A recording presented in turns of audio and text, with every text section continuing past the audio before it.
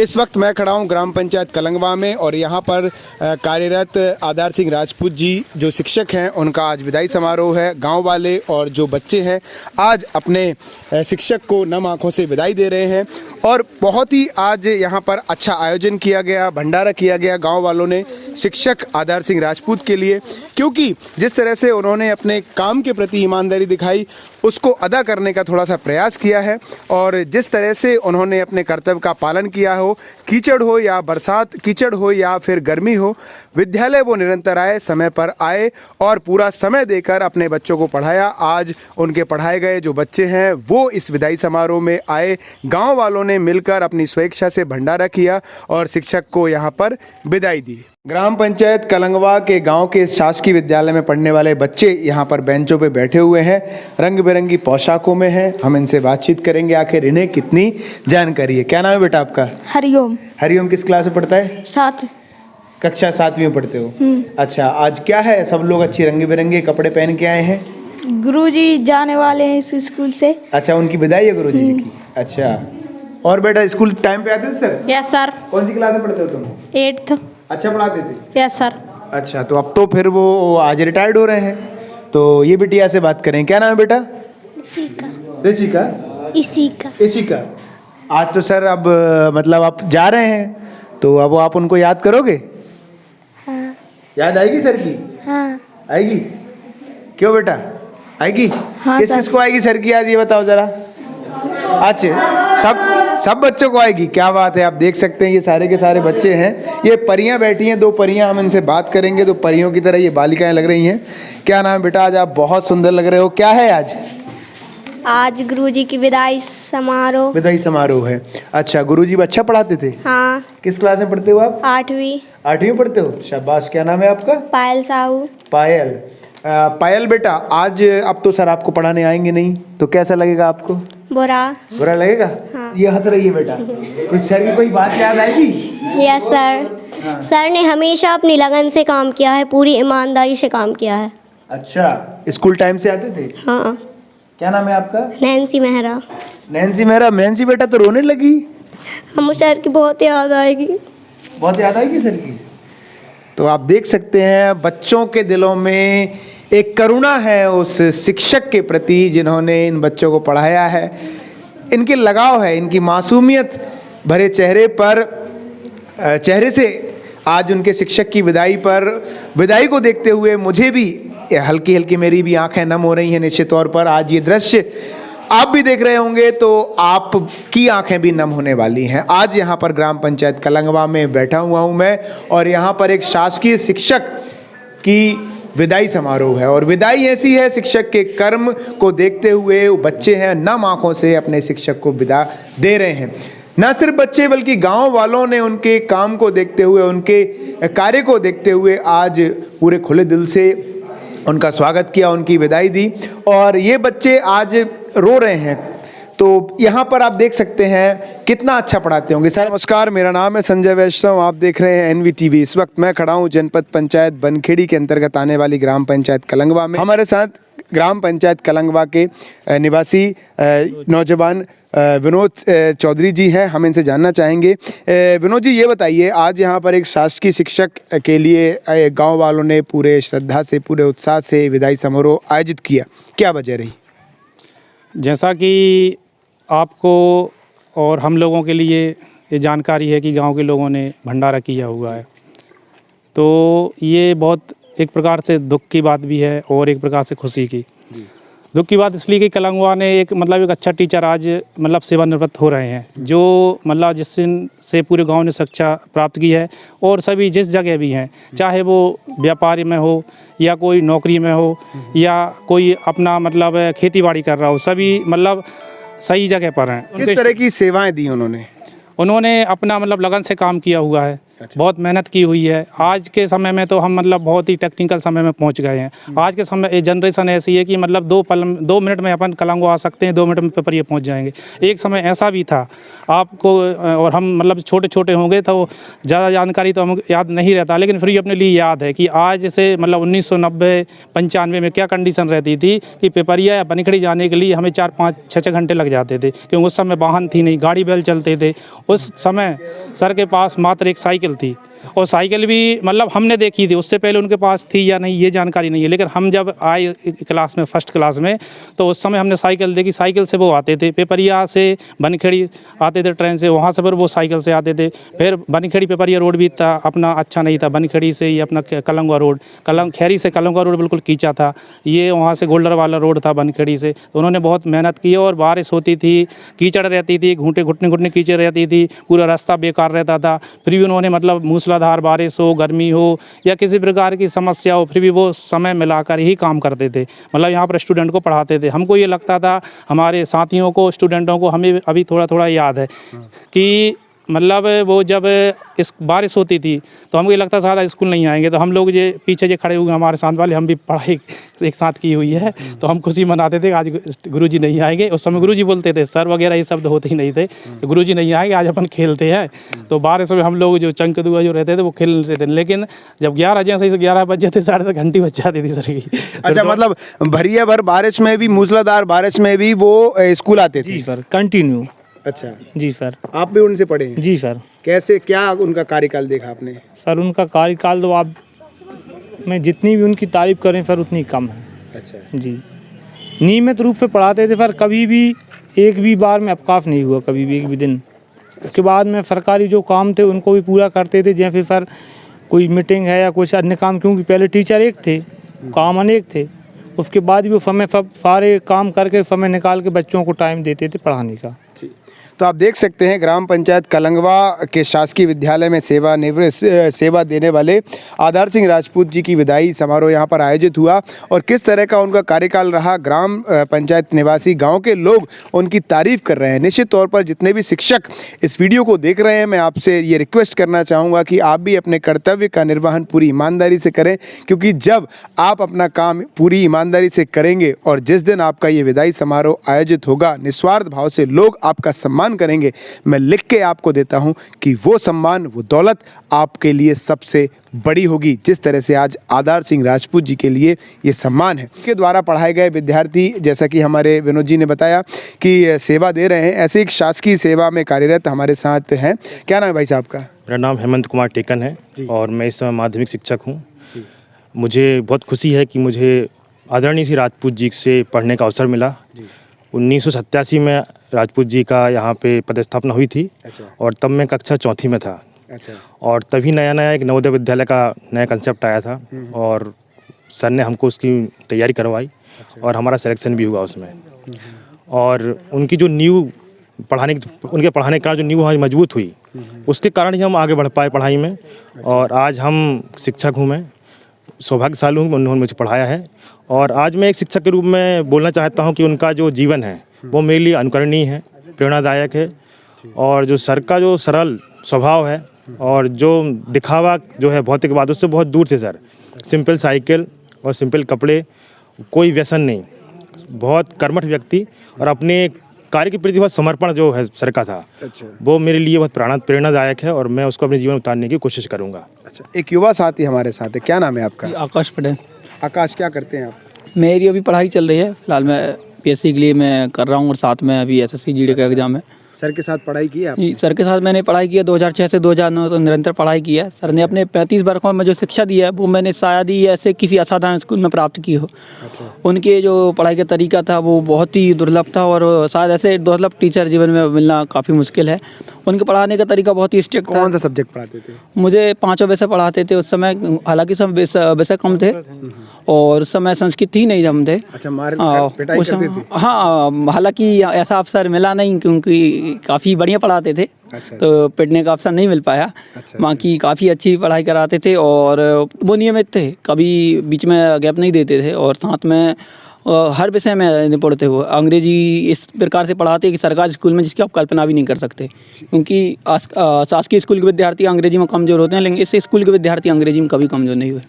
और विदाई समारोह वैसे तो आमतौर पर जो विद्यालय के स्टाफ हैं वो कर देते हैं, बच्चे कर देते हैं, लेकिन बड़ी अच्छी बात शासकीय विद्यालय में कार्यरत शिक्षक की विदाई वहाँ के गांव वालों ने की। ये बड़े ही एक चर्चा का विषय और बहुत ही एक हम सभी के लिए प्रेरणा देने वाली बात है। जैसा कि हम सभी जानते हैं कि हर एक व्यक्ति के जीवन का आधार उसके गुरु होते हैं। शिक्षक जो होते हैं वो सबसे ज़्यादा हम देखें बच्चों के साथ समय बिताते हैं। माता पिता को आजकल की भागदौड़ भरी ज़िंदगी में समय नहीं है, लेकिन एक शिक्षक है वो 6-7 घंटे अब बच्चों के साथ बिताता है, उसके हर गुण अवगुण को अच्छी तरह से परखता है।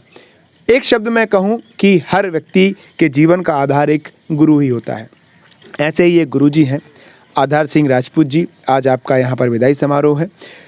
सर, सबसे पहले तो आपको बहुत बहुत शुभकामनाएं और बहुत बहुत आपका आभार। बहुत कम ही, जैसे कि गांव वालों ने बताया मुझे, ऐसे गुणी शिक्षक आज के समय में देखने को मिलते हैं।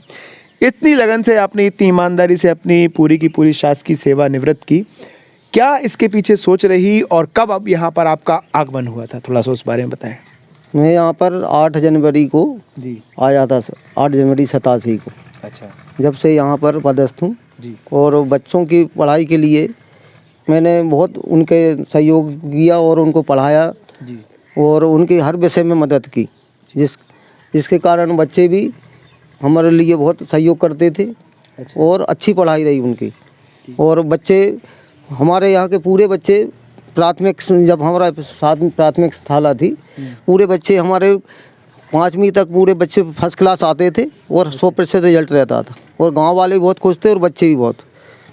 अच्छा, तो जैसा गांव वालों ने बताया कि आपने पूरे अपने कार्यकाल में कभी भी गैप नहीं लिया, पूरी ईमानदारी से, चाहे भले ही कितनी बरसात रही हो। तो इस काम के पीछे आपकी क्या सोच रही थी? मेरी सोच ये थी कि जिस काम के लिए हम आए हैं वो काम ऐसा करो जिसमें लोग अपने को अपने काम से याद रखें। और पढ़ाने के लिए और बाहर भी बच्चे जा सकते हैं, कर सकते हैं अध्ययन, मगर यहाँ पर गरीब लोगों के लिए और बच्चों के लिए यहीं पर अगर हम सुविधा दे सकें, कर सके, तो उनका काम होगा और बच्चों का भविष्य बनेगा। अच्छा, इसलिए हमने ऐसा किया उनके भविष्य के लिए। नहीं तो कभी कभी आपको लगता होगा, जैसे अधिकतर यहाँ पर समझौता कर लेते हैं शिक्षक कि यार कोई आ नहीं रहा देखने के लिए, क्या ज़रूरत है, मार लेते घंटे 2 घंटे, तो ऐसा कभी विचार नहीं है आपके मन में? नहीं, ऐसा नहीं किया। मैं आ जाता था, सुबह शटल से जाता था 6 बजे। अच्छा। यहाँ जाता था स्कूल में 6, साढ़े 6, 7 बजे तक आ जाता था और शाम को 6:30 बजे 6 बजे तक लौटता था। जब तक बच्चों को पढ़ाता रहता, बीच में छुट्टी चाहिए भाई थोड़ी बहुत तो चले जाओ और आ जाओ। अच्छा। और बच्चे, फिर आदत बन गई थी बच्चों की, जब तक मैं नहीं जाता था बच्चे भी नहीं जाते थे। अच्छा। और हाँ, और हमारे यहाँ का जो कोर्स था वो बच्चों का साल में कम से कम 3 बार हो जाता था। अच्छा। हाँ, और बच्चे जो थे तीसरी से लेकर 5वीं के, किसी बच्चे से आप तीसरी का पेपर करा लो, परीक्षा दिलवा लो, किताब पढ़ा लो, या 5वीं की, वो 3 से 5 तक के बच्चे पूरा कर देते थे फटाक से।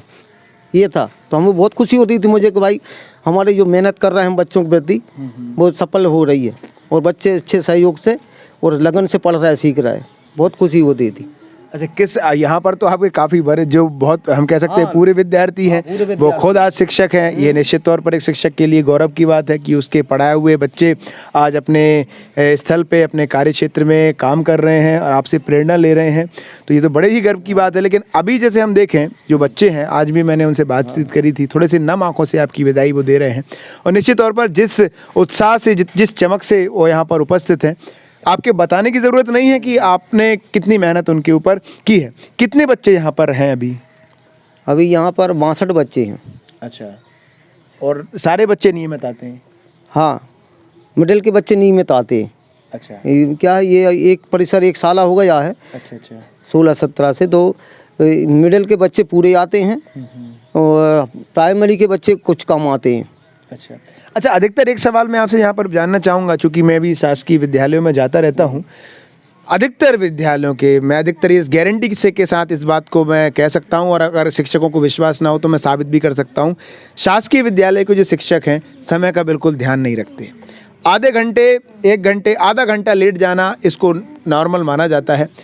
अधिकतर ऐसे जो शिक्षक करते हैं, लेट जाते हैं, जल्दी आ जाते हैं। ऐसा क्यों करते हैं? आखिर उनकी असंतुष्टि के पीछे क्या कारण है? नहीं, उनके असंतुष्टि के कारण वो सोचते हैं कोई देखने वाला नहीं, कोई नहीं बोल रहा, क्या होगा। अच्छा अच्छा। मगर हम सोचते हैं भाई ऐसा करो क्यों, अपन को जिस काम के लिए आप वो काम को लगन से करो अच्छे से। अच्छा, कहते हैं सबको पर्याप्त तो सैलरी नहीं मिलती। नहीं, सैलरी का उतना नहीं जितना अपन काम कर रहे हैं। सैलरी तो सबको मिल रही है, जो नहीं कर रहा उसको भी मिल रही है, जो कर रहा उसको भी मिल रही है। एक शिकायत और रहती है कि बाहर का काम, जनगणना का काम, कहते हैं अगर कुत्ता भी मर जाए तो उसकी एंट्री शिक्षक को करनी पड़ती है। तो इस तरह से आप कभी हताश नहीं हुए? नहीं हुए, हमने सब काम किए बराबर। मेरे लिए 2 बार जनगणना पुरस्कार भी मिल चुका है। अच्छा। हाँ, राष्ट्रपति पुरस्कार जनगणना का मुझे 2 बार मिल चुका है। तो अधिकतर जो शिक्षक हैं वो इसी बात को लेकर खफा रहते हैं कि अरे यार, हमें काम तो दिया है, शिक्षक का आए हम पढ़ाने के लिए, लेकिन हमको रजिस्ट्री एंट्री करवा रहे हैं। तो ऐसे शिक्षकों के लिए, आप ऐसी सोच रखने वालों के लिए क्या आप कहना चाहेंगे? उसके लिए हम ये कहना चाहेंगे, अपना काम जो जरूरी काम, मुख्य काम, उसको पहले करें, और जो काम अलग से दिया गया उसको बाकी समय में अलग करें। नहीं, ऊपर से आदेश आता है कि भाई आज आप, नहीं तो हम उनसे बोलते भाई आपको काम चाहिए, हम काम करके दे देंगे, मगर पहले जो जरूरी काम वो करेंगे, और आपका काम है जो वो भी हो जाएगा। तो कैसे करके देते थे आप? थोड़ा सा उनको उसको साला के समय के बाद करते थे। सभी शिक्षक ध्यान से सुने जरा। साला समय में पढ़ाई कराते थे। अच्छा। पढ़ाई के समय, और उसके बाद में या पहले वो कहते हैं बात का तो उनको तनख्वाह मिलता नहीं। नहीं मिलता भाई। अगर अपने काम करना है, अगर उसी के लिए छोड़ दें, पढ़ाई छोड़ दें, हमारे ये काम करें, हम नहीं करेंगे, तो फिर अच्छा भी नहीं है ये अपने काम के प्रति। बच्चों का भी नुकसान है। एक और शिक्षकों की मैं चाहता रहता हूं, बातचीत करता हूं। शिक्षक कहते हैं कि भैया हम पढ़ाना तो चाहते हैं, लेकिन चूंकि शासकीय विद्यालयों में अधिकतर जो होशियार बच्चे हैं वो तो प्राइवेट विद्यालय स्कूल चले जाते हैं। अब जो बेचारे मतलब एकदम पिछड़े इलाके के रहने वाले बच्चे हैं, जो बुद्धि से थोड़े कमज़ोर होते हैं, वो बच्चे हमारे सर पे आते हैं तो बड़ी मेहनत होती है। ऐसे शिक्षकों के लिए आप क्या कहना चाहेंगे? नहीं, होती तो परेशानी। ऐसे बच्चे जो आते हैं, आजकल क्या है, नियम ये सब चलन चल गया कि लोग अधिकांश अपने बच्चों को प्राइवेट स्कूलों में भेज रहे हैं, कॉन्वेंट में, इंग्लिश मीडियम में। तो अभी हम जो देख रहे हैं, हमारे अभी कोरोना काल में कई बच्चे आ गए हैं प्राइवेट स्कूलों वाले। अच्छा। उनको अंग्रेजी माध्यम से पढ़ रहे हैं वो, मगर उन्हें अंग्रेजी भी नहीं आ रही और हिंदी भी नहीं आ रही। अच्छा। तो ये बहुत दुख होता है। हम जबकि हमारे सरकारी स्कूल के बच्चे हैं, वो अच्छे से इंग्लिश भी पढ़ रहे हैं, वो लिख भी रहा है, और हिंदी भी लिखना पढ़ना अच्छा आ रहा है, मगर सरकारी की अपेक्षा प्राइवेट वालों को बिल्कुल नहीं आ रहा हो। ऐसा बहुत दुख होता है कि इतना पैसा लगाया, खर्च किया आपने, और बच्चों को देख नहीं रहे कि उनको हिंदी पढ़ना लिखना नहीं आ रहा। आप हमारे यहाँ बच्चों को देखो, अंग्रेजी की लिखाई है, हिंदी की, कोई कह नहीं सकता कि ये मिडिल वाले या प्राइमरी वाले बच्चे हैं, ऐसी लिखाई है। अधिकतर जो शिक्षक हैं वो विद्यालयों पर ध्यान नहीं देते, अपना समझ के काम नहीं करते। इसलिए प्राइवेट स्कूल में तो जिसका स्कूल है वो तो ध्यान रखेगा और ऑर्डर सीधा मारेगा, उसे तो काम चाहिए। लेकिन शासकीय विद्यालयों में हम सभी को पता है, जगजाहिर है कि कोई ध्यान देता नहीं है, कोई पूछने वाला होता नहीं, तो शिक्षक भी ध्यान नहीं देते। चीज़ें जैसी लापरवाही चलने देते हैं। अधिकतर सामान व्यवस्थाएं आती हैं, ऊपर से तो ढेर सारा सामान यहाँ पर पहुँचाया जाता है, लेकिन अधिकतर गायब हो जाता है, मिलता नहीं। लेकिन यहाँ पर अभी विनोद भैया ने मुझे बताया कि आप एक एक ताला, एक एक मतलब तार तक को आप संभाल कर रखते थे। नहीं, इसलिए रखते कि लोग कहते हैं आपने काम नहीं कराया, ये सामान नहीं लिया, ये नहीं लिया, पैसे खा गए। तो भैया उसके लिए सब रखा है जो हमने लिया है और उपयोग किया है, और किस हालत में ये दिख रहा है। कल अगर पूछने लगो आपने लिया ही नहीं है तो ये टूटा फूटा पड़ा है देखने के लिए। अच्छा। और स्कूल में जो पढ़ाई लिखाई के अलावा दूसरा काम नहीं देने चाहिए। अब हमको निर्माण कार्य दे दिया, वो स्कूल का कक्ष बन रहा है, ये दे दिया था, इसमें बहुत परेशान हुए। तो शिक्षक को केवल पढ़ाने के अलावा दूसरा काम नहीं होना चाहिए। अच्छा। फिर आप देखो कितनी अच्छी से पढ़ाई होती है। चलिए, ये तो बात आपने बता दी कि किस तरह से आपने अपना कार्यकाल यहाँ पर पूरा किया। अब चूंकि आज आपका सेवानिवृत्त है, आपने शिक्षकों का, शासकीय विद्यालयों का दौर अच्छा देखा। आज बड़ी तादाद में जो बच्चे हैं कहते हैं कि किसी भी देश में 2 चीज़ें जहाँ पर समाजवाद व्यवस्था है, चूँकि हमारे देश में समाजवाद है, सोशलिज्म है, जहाँ पर समाजवाद है, जहाँ पर प्रजातंत्र है, वहाँ पर शिक्षा और स्वास्थ्य सरकार के अंडर में होना चाहिए। लेकिन आज ये सरकार की बदकिस्मती कहिए या समय का ये कार्यकाल कहिए कि आज शिक्षा और स्वास्थ्य बिल्कुल भी सरकार के अंडर में नहीं है। कहीं पर अगर सबसे ज़्यादा अव्यवस्था है तो वो दोनों जगह पर है। आज ये मजबूरी हो गई है हमारे आम लोगों की कि उन्हें अपने बच्चों को शिक्षित करने के लिए प्राइवेट तरफ जाना पड़ रहा है। प्राइवेट संस्थाएं कोई बुरी नहीं होती, लेकिन हम सवाल ये सरकार पर उठता है यहाँ पर। तो मैं जानना चाहूँगा, चूँकि आपने दौर देखा है, आज शासकीय इस विद्यालयों में क्या सुधार होना चाहिए, कहाँ पर सरकार की कमी देखी जा रही है? शासकीय विद्यालयों में सुविधाओं की बहुत कमी है। जो प्राइवेट स्कूलों में दी जाती हैं सुविधाएं हैं वो यह सरकारी में नहीं है। और यहाँ पर बच्चों के माता पिता भी ध्यान नहीं देते हैं कि बच्चा स्कूल आया कि नहीं, पढ़ रहा है कि नहीं।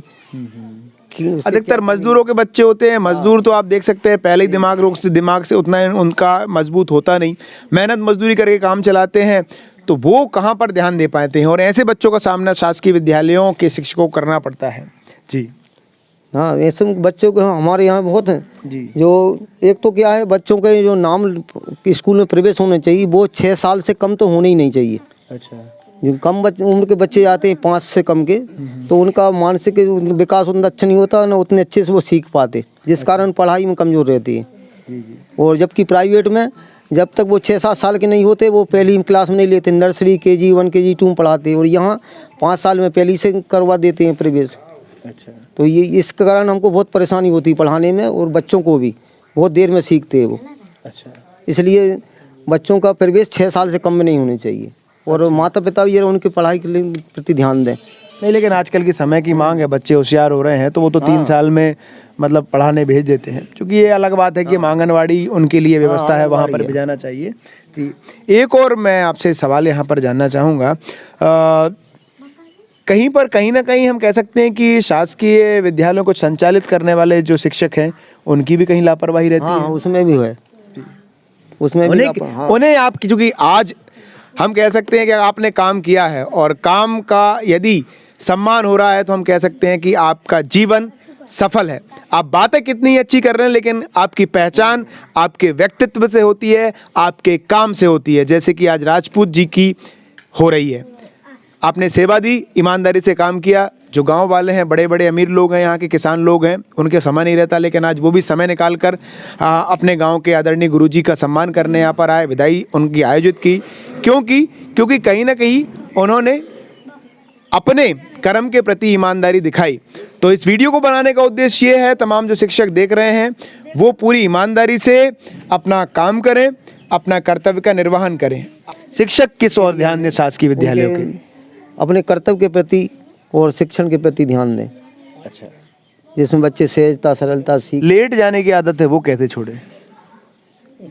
लेट जाने की आदत है तो उनको समय पे आने की कोशिश करना चाहिए, और या अगर लेट आए हैं तो पर इतना समय दें जिससे जो कमी है वो पूर्ति हो जाए। अच्छा। ऐसा करें, पढ़ाने के तरीकों को सुधारें, कम से कम समय में अच्छे से अच्छा हम अधिक से अधिक कैसे पढ़ा सकें, जिससे वो बच्चों का जो समय की क्षति हुई थी वो पूर्ति हो सके। अच्छा।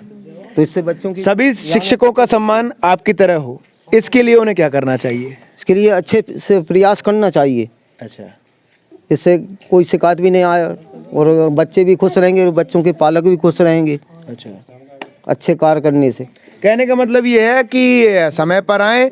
अगर आप तनख्वाह ले रहे हैं तो उसे गिनती करें, और कभी आपको अनायास अगर काम मिल जाता है जनगणना का तो उसे आप खेल खेल में करें, जैसा कि राजपूत जी ने किया। उन्होंने घर जाकर किया तो आप भी घर जाकर करिए, और अपने काम को अपने पैसों से, अपने वेतन से उसको एवेल्यूएट ना करें, उसे तौलें नहीं, क्योंकि आप जो कर्म कर रहे हैं वो बहुत ही पवित्र काम है। शिक्षा देना निश्चित तौर पर हमारे देश के लिए एक सबसे बड़ी सेवा है। क्यों है? क्योंकि आप जैसी शिक्षा बच्चों को दे रहे हैं वो आने वाला हमारा भविष्य है। जैसे बीज आप बाल मन में बोएंगे वो कहीं ना कहीं आज से 10-20 साल बाद आपको देश के बीच में देखने को मिलेगा। इसलिए पूरी ईमानदारी से खुद पढ़िए, ज़्यादा से ज़्यादा शिक्षित होइए, पूरी ईमानदारी से आइए।